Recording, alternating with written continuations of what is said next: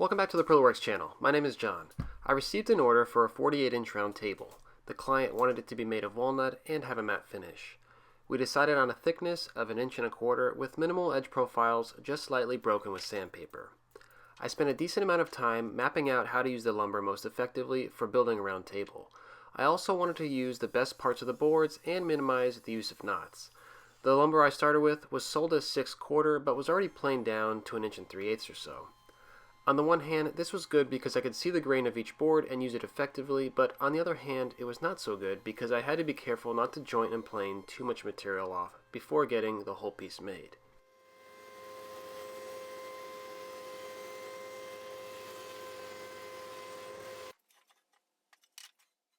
For the best use of my material, this table will be made from 8 pieces.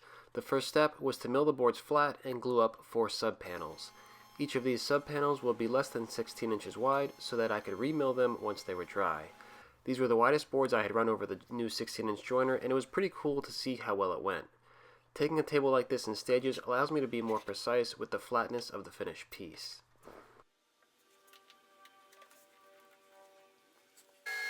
Like I mentioned earlier, I didn't have a ton of material to waste here, so I went straight from the joiner to the drum sander to finish the opposing sides.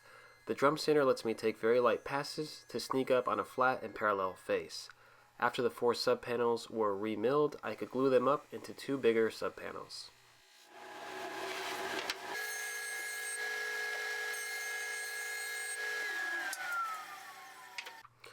These 2 sub-panels would essentially be the 2 halves of the table.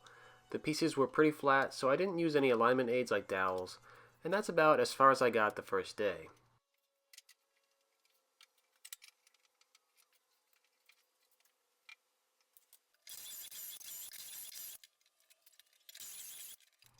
The next time I got out to the shop, I glued up the 2 halves. I could have thrown them through the drum sander, but they were in pretty good shape, so I went straight to the glue up. In this case, I used dowels because I didn't want the pieces to buckle under clamping pressure. 2 minor mistakes I made here were using too many dowels and using dowels that were too long. I drilled every few inches because I wanted the alignment to be perfect, and I used 3-inch dowels because I had them on hand and figured, why not? The combination of errors made the 2 halves very difficult to get together. The friction force of all the long dowels was crazy. I went back and forth from clamp to clamp, slowly pulling the pieces together, but in the end they came together just fine. All I know is if this table ever breaks, it won't be in half.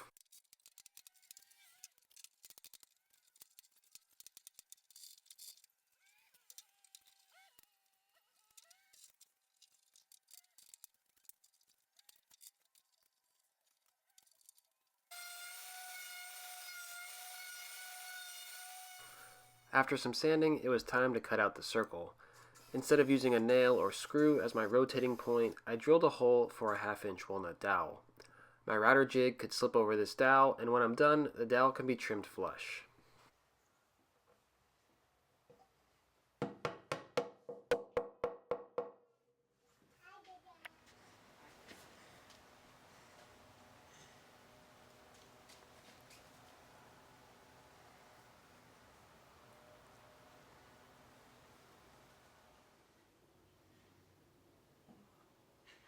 This circle cutting jig is about as simple as one can get. My router is attached to one end of the plywood, and 24 inches from the edge of the bit, a hole is drilled to match the dowel I just glued in place. I used a 1/2-inch spiral bit for this and took pretty light passes until I got about halfway through. The jig worked great and didn't have any play at all. Once halfway through, I could remove the jig and trim the dowel flush.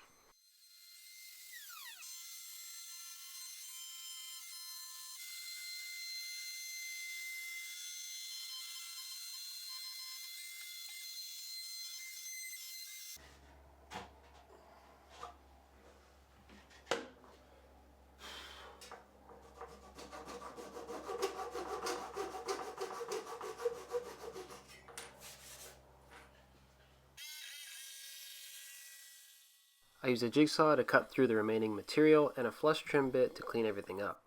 The flush trim bit leaves a different texture compared to the spiral bit, so I did a little bit of sanding to blend the edges. The rest of the sanding was typical sanding. I had already gone up to 150 before cutting out the circles, so now all I had to do was sand with 220, raise the grain with water, and then sand it back again. I also broke all of the edges by hand instead of using a roundover bit.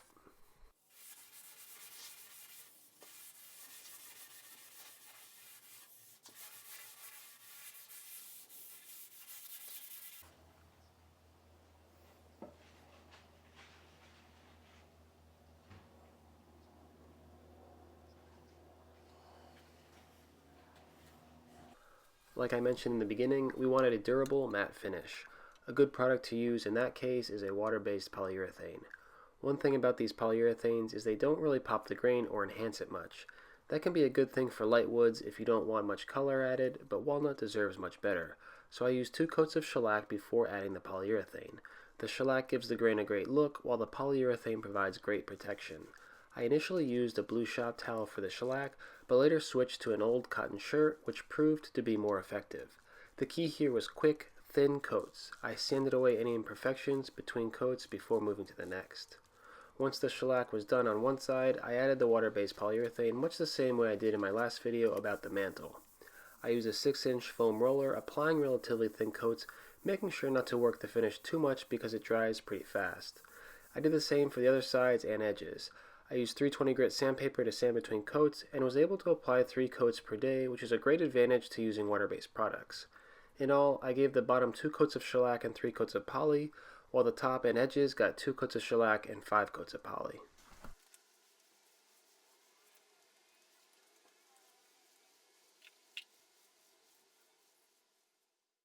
This is a pretty simple project on paper, considering it's just a big circle, but as always, the key is how you execute. I was lucky to get my hands on some really nice walnut, and I'm pleased with how the tabletop turned out. The client provided a black metal base, which really paired well with the walnut. The router jig worked as well as I was hoping it would, and the dowel plug method was pretty convenient too. If you're interested in seeing things like this while they're in progress, follow me on Instagram at parillaworks. Until next time, happy holidays and have a happy new year. I'll see you in 2020. Thanks for watching.